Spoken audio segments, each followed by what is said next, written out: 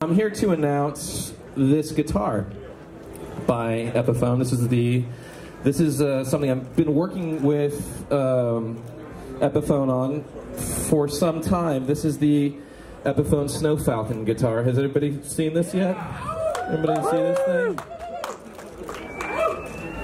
It's really cool. I'm really excited about it. It's got some really cool features. This was originally a Gibson version called the Snow Falcon, and I was wondering I was wondering if there was a way to do a whole white guitar. And at the time, I was in production on the show Metalocalypse, and Billy Gibbons. Thank you. First of all, thank you. Oh, thank you. Thank you. Thank you very much. Thank you. Thank you. Can we turn all these lights off? But I was talking to Billy Gibbons, and he had brought a book up, and he was showing me a bunch of his guitars and his cars and stuff. We were having a conversation, and I was looking at one of his guitars that may have been a turquoise guitar that was all the same color. And I was asking him about how do you do that, and there was a different way to do it. They were just basically mixing paint in with lacquer on a maple fretboard. And I said, there's got to be a way to do that with a non-maple neck. And I talked to Gibson and I talked to Epiphone, and they found a way to make it work, and it sounds really, really cool. And it's got a lot of what I want out of a guitar inside of it, which is that it's got a lot of punch. I've got burst buckers in here, just classic. I want this to be able to sound like a guitar from the 70s, and I want it to sound like a guitar that can do modern metal. So it's got a nice punch to it, and if I do low tunings, which I do with like Dethklok and Galacticon projects that I do, and I will make sure that it holds up in low tunings. So I'll go down to like C standard on this thing, and I will, and I'll put 13s to 56s on here with a wound G string. So it's really heavy and it's really low, and it's still very articulate, and you can hear the whole guitar punch through. And you can actually, through the burst buckers, you can really hear what this guitar actually sounds like. You can hear your fingers on the strings. That's what I really like. So it's not too compressed or anything. And if you want a lot of distortion, you get an amp with a lot of distortion and you put this in front of it. So it's got a couple really cool features. It's got a push-pull pot, so you can coil tap, so you can get kind of that single coily, cool, smoky sound.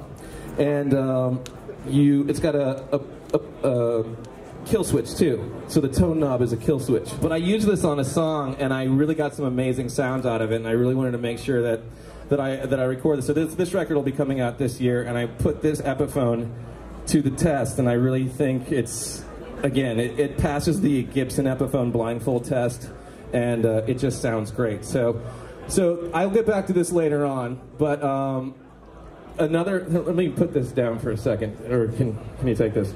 Will they make one in lefty? Will they make one in lefty? That's a really good question. Where are my Epiphone people at? What about these poor left-handed people that didn't convert to a right-handed guitar? How do we help them? Let's give them a good answer. We're working on it. Is that any good? Thank you.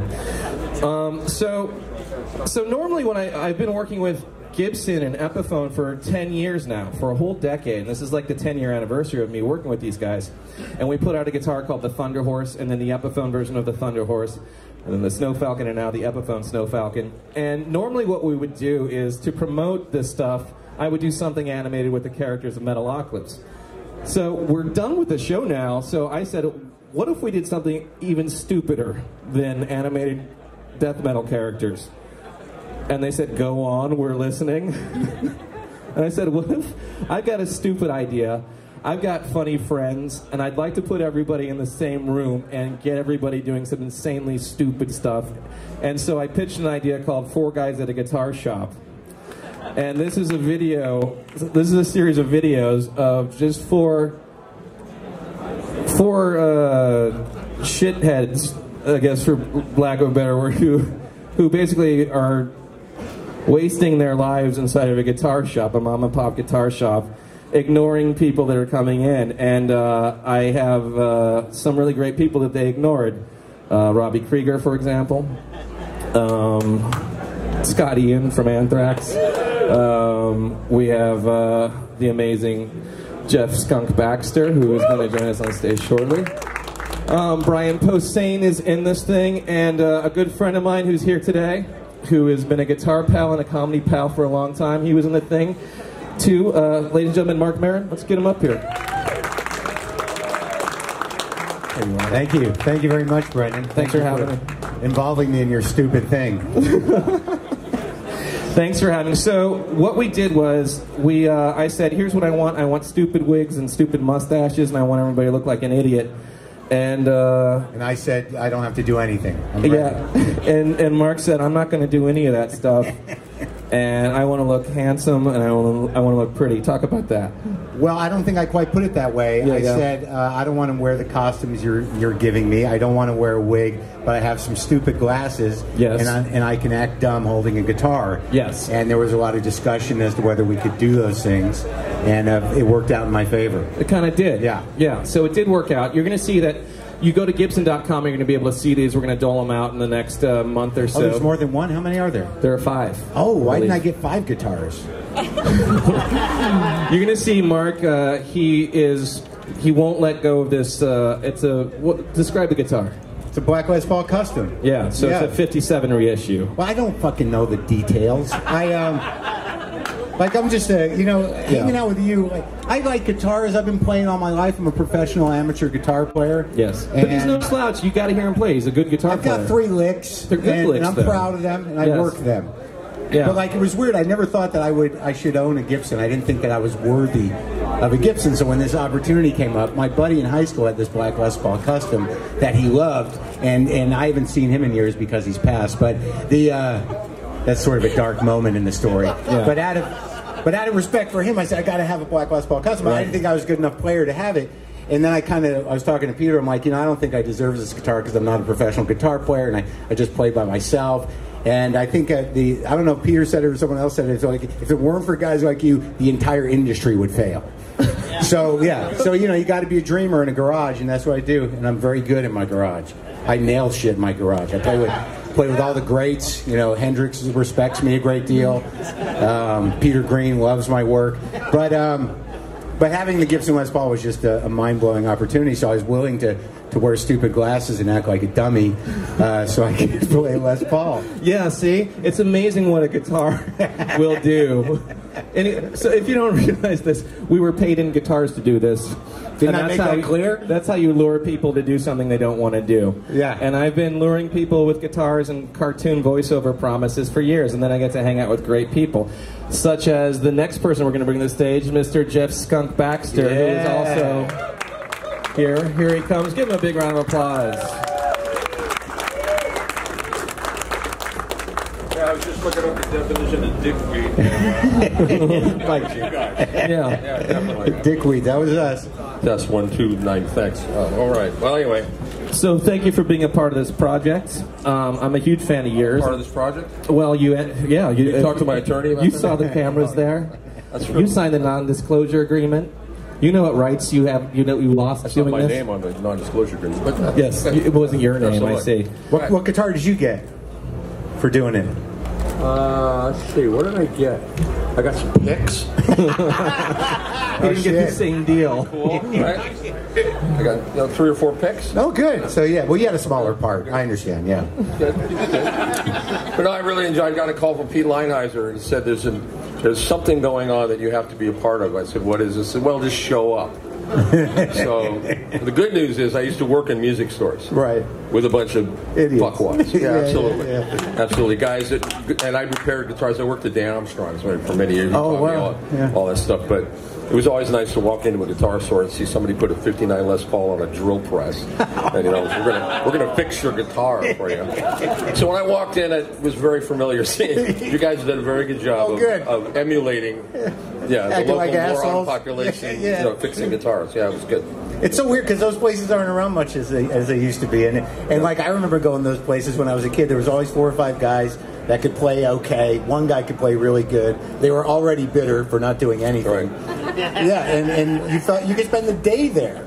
They don't exist that much anymore, do they? Well, I think what happened is when Guitar Center became a franchise, they took all those people out there and shot them. Enjoy the guitars. Enjoy the guitars, guys. Thank you very much for coming. How about a huge round of applause for these guys? Thank you very much. It was very fun working with you guys. I hope to work with you again. I can plug it in, but I don't have a strap. And yeah, is it in tune? Oh man, this is a nightmare for me. I hadn't planned on playing guitar. Do it in character. Okay, I'll do it in character. All right. Sorry. Thanks. That's okay. Here, take this. Got it. And can I have that microphone stand back?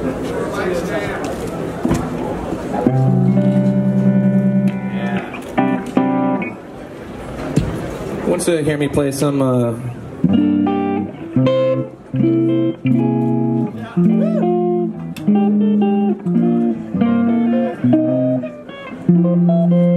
That's the Taxi Driver theme song. Thank you.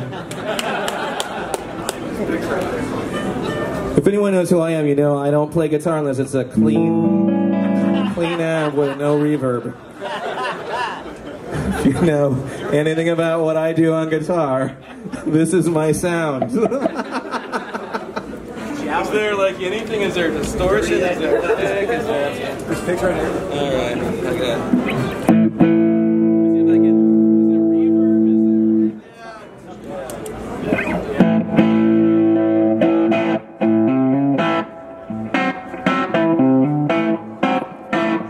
You guys remember that song from Dethklok? Season 3.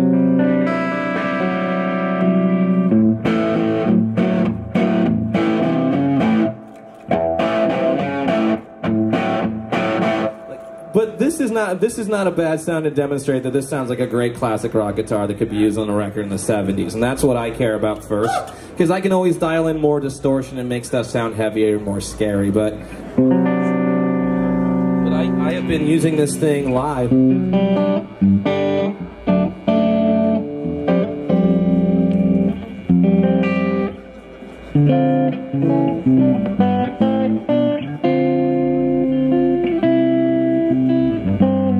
That's the Brokeback Mountain theme song.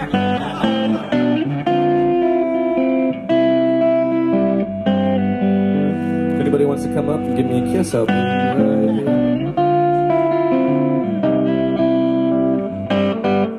So that's the sound with the coil tap up, so you can hear a little bit of the 60 cycle hum through that thing. But I will use this. I've been using this live. I do a show in LA with Steve Agee called Baked that Mark has done with us, and basically what I'm looking for is I want to get a lot of sounds out of one guitar. So I want to get some good cleans that sound like a little more stratty than I'm used to, you know, on a thing. So I can get that out of this. And you can check out, I did a demo with this on Gibson.com, and I think it's on Guitar World and stuff like that. But I probably won't be doing any shredding right now because my fingers are cold and it hurts. It would really be embarrassing. Just imagine what it would do to my ego if I couldn't pull it off, you know? We believe in you. Stop egging me on, Mark. It's different. If you were here and I were doing that to you, oh, imagine what would happen.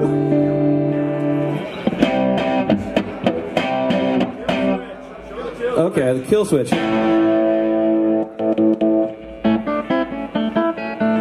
let's do it. Play it. I need more. It's not dead.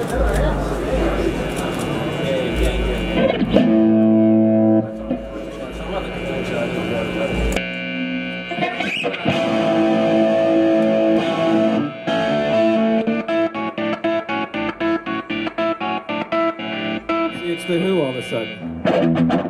What, you guys want to gather around while I warm up for about 45 minutes or so? This is... Well, you get the idea, right? This is a guitar.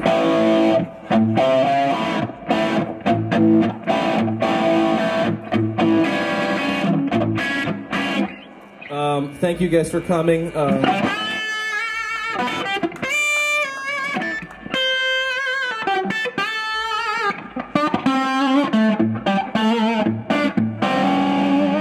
Thank you guys, honestly, that is all I'm going to do. Scrap is the wrong level. I don't feel comfortable. But thank you guys for showing up. And I'll be doing some signing. We'll talk later on. And check out these ridiculous, again, people asked me what my intention was for this video series. I said, look, I'm going to see if I can't make one of the stupidest things people have to sit through. And I really, really feel like I've succeeded. Thank you guys very much. And thanks to Mark, and thanks to Jeff, and thanks to Gibson, and thanks to everybody at Epiphone. Thank you.